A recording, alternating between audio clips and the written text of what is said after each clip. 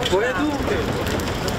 Došel AdBlue na majitele domu AdBlue. Neměli jsme zimné gumy a teďka nemáme AdBlue. Chápete to? Tam si dole čepici, moje žena mi bude nadávat, že vypadám jak dement. To šéfuje, to je ředitelka země koule. A co teď budete dělat, když vám ten karavan nejede? Jede 30 pryč. Protože nemá AdBlue. A tady dostane AdBlue? Vypadá to, že sviští. Kde? Nemáme AdBlue. Nemáte? Skandál. Jdeme na benzinku. To je to, jo, já jdu nějakým režimu úsporným. Bez AdBlue to nefunguje.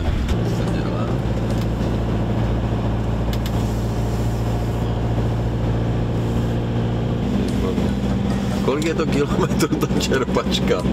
Říkal pan Richter asi 7 kilometrů. 7? Kde je čerpadlo? A to nemáš dát na dálnici, jo? Vypni motor. Nemáme AdBlue! Jak se porouchá, to museli, kolegové by museli přemýšlet a dát tam AdBlue. Rukavice, šéfe. Rukavice, nebo tak dejte. Rukavice.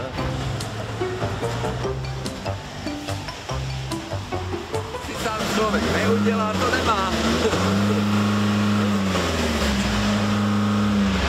Tak co, pojede to nebo ne? A proč to mám ale výkon? Tak to už musí přijít nějaký servisman a dát dohromady to čerpadlo, že jo, to už nedám. Aha. Ničili jste mi karavan. No já ne, šéfe. To vyfakturuju nutí tohle. Cože? Jedeme tam? Asi doprava, jestli na... Jak asi?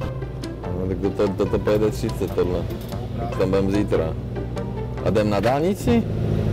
Tam na dálnici nemůžeme v tomhle rychlosti. Jakže nemůžeme? Tam je minimálně 80 na dálnici. Jak minimálně? No a kdy mám jet teďka? Dobře, tak já vás tady vysadím, tady vám to nechám, pane kolego, jo. Auto jste nepřipravil, takže si s ním dělejte teďka, co chcete a já jdu do Mercedesu.